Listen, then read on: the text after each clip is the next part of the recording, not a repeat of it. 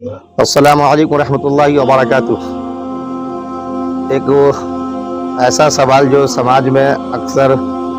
پیش آتا رہتا ہے، اور یہ سوال اس معنی کر اہم ہے کہ اس کی بنیاد پر گھروں میں اختلافات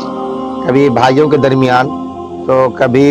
والد اور اولاد کے درمیان ابھر آتے ہیں۔ وہ بچوں کے درمیان تحفے ہو، چاہے جائیداد کی شکل میں یا لین دین ہو کسی اور شکل میں، بسا اوقات باپ جو ہے کسی ایک اولاد کو یا کسی ایک بیٹا کو یا بیٹی کو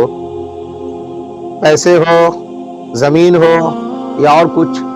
وہ دیگر اولادوں کو نظر انداز کر کے دے دیا کرتا ہے۔ اس بنیاد پر اختلافات کبھی کبھی اتنے گہرے ہو جاتے ہیں کہ باپ بیٹے میں تو جو اختلاف ہے اپنی جگہ پہ، بھائیوں کے درمیان یہ اختلافات اگلی نسل تک منتقل ہو جاتے ہیں، ایک دوسرے کو دیکھنا نہیں چاہتے۔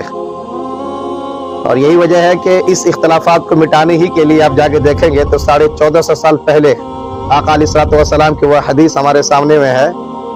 جب آپ کے پاس ایک صحابی حضرت نعمان بن بشیر کا بہت مشہور واقعہ ہے کہ حضرت بشیر نے اپنے بیٹے نعمان کے لیے کچھ دینا چاہا، تو ان کی اہلیہ نے جا کر کے کہا ان سے کہ نہیں، میں ایسے راضی نہیں ہوں گی، آپ جا کر کے حضور صلی اللہ علیہ وسلم کو اس پہ گواہ بنا لیں۔ بہرحال وہ جاتے ہیں، جانے کے بعد آقا علیہ الصلوۃ والسلام پوچھتے ہیں کہ اعطیت سائر ولدک مثل ھذا، کہ کیا بقیہ بچوں کو بھی آپ نے اتنا دیا جتنا اس کو دے رہے ہیں آپ؟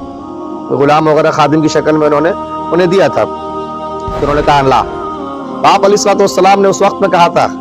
اتقوا اللہ واعدلوا بین اولادکم، کہیں پہ ہے بین ابنائکم، کہ اللہ سے ڈرو، اللہ کے بندے بچوں کے درمیان انصاف سے کام لو۔ اور پھر آگے حدیث میں ہے کہ ان کو باضابطہ اپنے اس فیصلے کو رد کرنا پڑا، ڈسمس کرنا پڑا، اور کہیں پہ علیہ الصلوۃ والسلام نے خود ہی جو کچھ بھی انہوں نے دیا تھا وہ لوٹوا دیا کہ نہیں، ختم کیجیے اس معاملے کو آپ۔ یہاں سے ایک بات سمجھ میں آتی ہے کہ آقا علیہ الصلوۃ والسلام جن کا ہم لوگ کلمہ پڑھتے ہیں، ہمارے ایمان کا بہرحال وہ مدار ہے، لا الہ الا اللہ محمد رسول اللہ۔ آقا علیہ الصلوۃ والسلام نے اس واقعے کے ذریعے، اپنے اس ہدایت اور فرمان کے ذریعے کتنے بڑے اختلافات کو ختم کروایا ہے، اور آپس میں اٹھنے والے کہہ لیجیے بغض اور نفرت کے جو بھی طوفان ہے، جو بھی آندھیاں ہیں، ان سب کے اوپر آپ نے کہہ لیجیے کہ ایک طریقے سے پانی پھیر دیا کہ اگر بچ کر کے رہنا ہے آپسی اختلافات سے تو بہرحال تو آپ کو ایسا نہیں کرنا ہے۔ آج ایک سوال آیا، اس سوال کے اندر میں نے تفصیل سے ان باتوں کو لکھا، یہ ویڈیو بنانے کا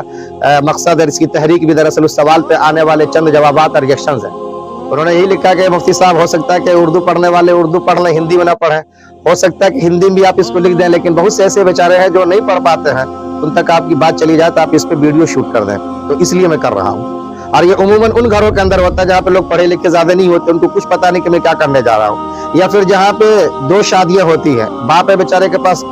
کوئی اور چارہ نہیں تھا، پہلی بیوی انتقال کر گئی، بچوں نے دیکھ ریکھ صحیح سے نہیں کی، یا پھر کچھ اور میٹر ہوا، انہوں نے دوسری شادی کر لی۔ دوسری شادی سے پھر جو بچے ہوتے ہیں، جن کو سوتیلی اولاد کہہ سکتے ہیں، آپس میں جو لوگ سوتیلے بھائی بہن ہوتے ہیں، وہاں پہ یہ سب ہوتا ہے، اور یہ ہونے کے بعد پھر یہ اختلافات اتنے آگے تک جاتے ہیں کہ بسا اوقات یہ بیچارہ تو دنیا سے چلا جاتا ہے، اس کے بعد میں آنے والی جو اولادیں ہوتی ہیں ان کو پہلی اولادیں انتہائی نفرت اور حقارت کی نگاہ سے دیکھا کرتی ہے، کہیں پہ بھی کسی بھی معاملے میں ان کا ساتھ دینا یہ گوارا نہیں کرتے ہیں، اور اس کی وجہ یہی ہوتی ہے کہ انہوں نے اس کے ساتھ ایسا معاملہ کیوں کیا۔ آپ جائیں، آج کے وقت میں جو سماجیات کے اوپر ہے، اسی طریقے سے معاشرتی آپس میں ہارمنی اور پیس جس کو کہا گیا بنائے رکھنے کے لیے، اس پہ جتنے بھی مقالات شائع ہو رہے ہیں ان سب میں اس بات کو رکھا گیا ہے، ایسا کرنے والا خود جہاں پہ اولادوں کے درمیان تفریق پیدا کر دیتا ہے، وہیں پہ خود اپنے حوالے سے بھی بقیہ اولاد جن کو آپ نے نہیں دیا ہوتا ہے، ان کی دل و دماغ میں اپنے تئیں نفرت اور بغض بھر دیتے ہیں۔ آپ ایسا نہ کریں قطعاً بھی۔ اس سے کیا ہوتا ہے کہ ایک بچہ وہ جس کو آپ دے رہے ہیں اس کے اندر تو بہرحال ایک طریقے سے انٹائٹلمنٹ مینٹلٹی پیدا ہوتی ہے کہ میں تو بہت کچھ ہوں، اس کے علاوہ پھر نرگسیت کے مزاجی بن جاتا ہے اس کے اندر، اور پھر اس کے اثرات بہت دور تک جاتے ہیں جو غلط پڑتے ہیں۔ وہیں پہ جن کو آپ نے نہ دیا ہوتا ان کا سیلف اسٹیم ہو یا خود اعتماد، اس میں کمی آ جاتی ہے۔ اس کے ساتھ ساتھ آپ کی جو بانڈنگ ہونی چاہیے تھا، آپ کے رشتے جو مضبوط ہونے چاہیے، اس میں کمی آ جاتی ہے۔ بسا اوقات یہ سبب بن جاتا ہے اس بات کا کہ جن کو آپ نے دیا وہ تو آگے نکل جائے گا، ان کے پاس مالی وسائل ہیں، جن کو نہیں دیا وہ پیچھے رہ جائے گا، تو بعد والی جو نسل ہے جس کو کہا گیا نا کہ انٹر جنریشن ٹرانسفارمیشن، کہ یہ نسلوں تک جا کے منتقل ہو جاتی ہے بات کہ آج اگر کسی وجہ سے محروم رہ گیا تو ان کے آنے والے بچے بھی محروم رہ جائیں گے، نسلیں محروم رہ جائیں گی اور یہ چیزیں چلتی چلی جائیں گی. تو یہ قطعاً نہیں ہونا چاہیے. چنانچہ جو فتوے کی بات ہے اس میں لکھا گیا ہے کہ اگر آپ کسی معقول وجہ سے، مان لیجیے کوئی اولاد آپ کو نہیں دیکھتی لیکن کوئی ایک بیٹا ہے یا بیٹی وہ دیکھ ریکھ کر رہی ہے بھرپور، اور آپ کہہ رہے ہیں کہ جو میرا دیکھ ریکھ کرے گا میں اس کو بہرحال تھوڑا زیادہ دے کے جاؤں گا، تم لوگ کو کوئی اعتراض تو نہیں؟ آپ سب کا دل و دماغ صاف کر دیتے ہیں، سارے اعتراض ختم کر کے اس کے بعد جا کے آپ اس کو دیتے ہیں، دینے کی پوری گنجائش. لیکن بس اس بنیاد پر کہ کسی سے جذباتی لگاؤ ہے یا بعد والی بیوی نے بہکا دیا ہے یا کچھ اور بات ہے یا بڑے والے ہی نے کہہ لیجئے کہ کچھ آپ کے اوپر دباؤ ڈال کر کے کچھ اپنے حوالے کر لیا، دوسروں کو نہیں دے پاتے ہیں، اس میں کہیں نہ کہیں عدل کے خلاف ہوتا ہے، ظلم ہوتا ہے. جس کے ساتھ ایسا نہیں ہوتا ہے، جن کو نہیں ملتا ہے، یہ ظلم کی بنیاد پر آپ گنہگار ہوں گے اور یہ عمل آپ کا ناجائز اور غلط ہوگا، حرام ہوگا یہ. اور اسی بات کے بعد یہ بھی یاد رکھنا ہے ہم کو کہ جو اولادیں اس بنیاد پر اپنے ماں باپ کے ساتھ غلط رویہ اختیار کرتی ہیں کہ باپ نے مجھے نہیں دیا تو میں کیوں اس کو دیکھوں، وہ بھی اپنے آپ کو بہت بڑے گناہ کا شکار کر رہے ہیں، گنہگار بنا رہے ہیں. یہ ان کا رویہ بھی ماں باپ کے ساتھ بالکل حرام اور ناجائز ہے.